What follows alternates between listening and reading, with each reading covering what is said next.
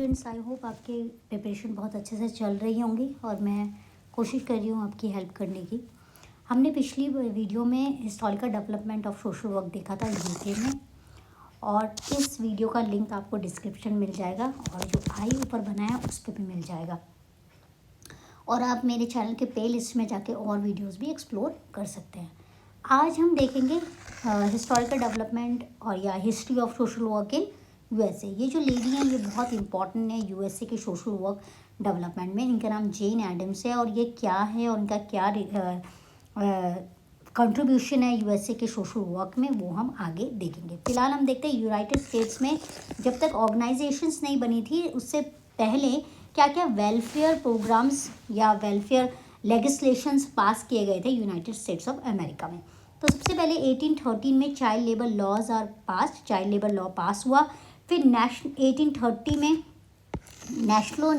National Negro convention meet हुआ जिसमें discuss किया सिविल राइट्स के बारे में, हेल्थ के बारे में, लोगों के वेलफेयर के बारे में, वुमेन के वेलफेयर के बारे में, और जो कलर पीपल थे, कलर पीपल मतलब ब्लैक्स के राइट्स के बारे में, ब्लैक्स के वेलफेयर्स के बारे में डिस्कशन हुआ। अगर कलर लिखा आता है उसका मतलब यही है कि वो ब्लैक की बात करें, क्योंकि यूनाइटेड स्टेट्स में आज भी ब्लैक्स पर अत्याचार हो रहे हैं और उनके वेलफेयर्स के लिए प्रोग्राम आज भी हो रहे हैं। आज भी वही स्थिति है जो 1830 में थी, आज भी वहाँ पे उनके साथ अत्याचार होते हैं। आप देखते ही हैं टीवी में, एक पूरा उन्होंने आपने देखा था, एक आंदोलन चलाया था ब्लैक पीपल्स के लिए। फिर 1843 में the New York association for improving the condition of the poor is establish. फिर 1843 में न्यूयॉर्क एक एसोसिएशन बनाई गई, New York association for improving the condition of poor 1843 में। फिर 1848 में पहली बार वुमेन्स को राइट दिया गया वोट का। इससे पहले वुमेन्स को वोट देने का अधिकार था ही नहीं यूएसए में। तो 1848 में यूएसए में फेमिनिस्ट जो थे, जो स्त्रियों के वेलफेयर के बारे में बोलते थे, स्त्रियों के इक्वालिटी के बारे में बोलते थे, उन्होंने पहली बार वुमेन्स के वोट के राइट को स्टैब्लिश करवाया। ठीक है, अभी यहाँ पे हमारे देश में तो इस समय सोचा भी नहीं गया कि वुमेन्स के वोटिंग राइट या कुछ ऐसा, पर यूएसए में सोचा गया था। फिर 3 सोशल मूवमेंट्स बहुत इम्पॉर्टेंट हैं यूएसए के सोशल वर्क डेवलपमेंट में। तो सबसे पहला जो मूवमेंट था वो चैरिटी ऑर्गेनाइजेशन सोसाइटीज़ मूवमेंट था, जो बिगैन हुआ 1874-1877। देखिए कहीं 74 लिखा है, कहीं 77। मैंने जब आपको पिछली बार बताया था सेटलमेंट हाउस का, तो उसमें भी ऐसी था, कहीं 84 था, कहीं 86 था। ऐसे ही कहीं बुक्स में 74 लिखा है, कहीं बुक्स में 77 लिखा है। आप जब आपके पास ऑप्शन आए तो अपनी समझ से ये सॉल्व कीजिएगा। ये हुई थी बेफेलो न्यूयॉर्क में। ठीक है, या आपकी बुक में जैसा लिखा हुआ है, जो डेट लिखी हुई है उसी डेट के हिसाब से आप अपने एग्ज़ाम में लिखिएगा। फिर दूसरा जो मूवमेंट हुआ वो सेटलमेंट हाउस मूवमेंट हुआ। यूएसए में पहला सेटलमेंट हाउस बनाया गया 1889 में, 1889 में न्यूयॉर्क सिटी में। फिर तीसरा जो मूवमेंट था वो चाइल्ड वेलफेयर मूवमेंट था। इन तीनों मूवमेंट के बारे में हम डिस्कस करेंगे अच्छे से।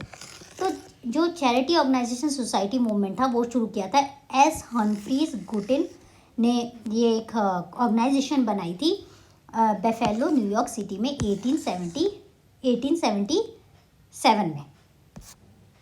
देखिए, तो मेरी बुक मैंने जो देखा वहाँ लिखा हुआ था 1877, किसी बुक में लिखा है 1874। जब मैंने ये देखा कि फाउंड किया हुआ है तो लिखा है 1877, तो आप 1877 को भी टिक कर सकते हैं।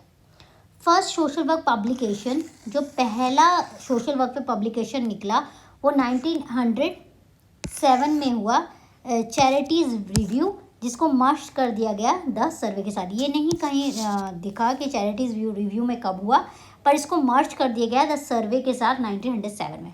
और ये पब्लिकेशन होता रहा 1952 में। तो सोशल वर्क पे पब्लिकेशन निकलते रहे।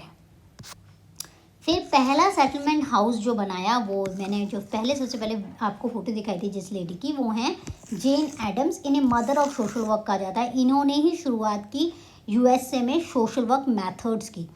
तो शिकागो हॉल हाउस के नाम से ये सेटलमेंट हाउस था, जिसको जेन एडम्स और एलन गेट्स स्टार ने शुरू किया 1889 में।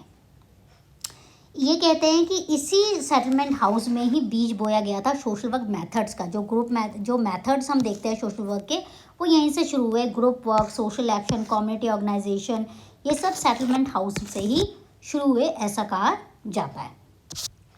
फिर तीसरा था चाइल्ड वेलफेयर मूवमेंट, जो शुरू हुआ इन ऑर्गेनाइजेशन से। Child aid society 1853, society for the prevention of cruelty to children 1875, New York city.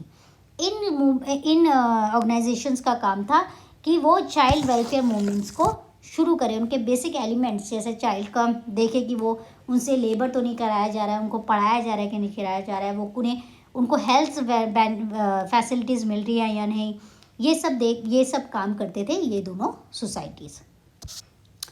फिर जो सबसे पहले मॉडर्न सोशल वर्क शुरू किया गया 1895 में Chicago school of social economics में। ठीक है। फिर 1909 में सबसे पहले सोशल वर्कर्स जो टर्म आई थी वो दी थी साइमन पैटन ने 1900 में। फिर कम्युनिटी ऑर्गेनाइजेशन जो ऑफिशियली शुरू किया गया या जिसे कम्युनिटी ऑर्गेनाइजेशन कहा गया, वो था community chest council of America, जिसे आज कहते हैं united community funds council of America, जिसको इस्टेब्लिश किया गया 1980 में। ठीक है। ये क्वेश्चन एक बार आ रखा है यूजीसी नेट में। ठीक है। वैसे जो पीछे भी बहुत सारे क्वेश्चंस, ये क्वेश्चन भी एक बार यूजीसी नेट में आया है, तो कई पेपर्स में ये क्वेश्चंस आए हुए हैं। ठीक है। जो भी मैंने डाला है वो क्वेश्चंस के आधार पे मैंने इसमें डाला है। तो सोशल डायग्नोसिस बहुत इंपॉर्टेंट बुक है मैरी रिचमंड की। सोशल वर्क वाले अच्छे तरह से मैरी रिचमंड को जानते हैं और इनके बारे में हम डिस्कस करेंगे जब हम सोशल केस वर्क मेथड करेंगे। इन्होंने एक और लिखी थी what is social case work 1912 में।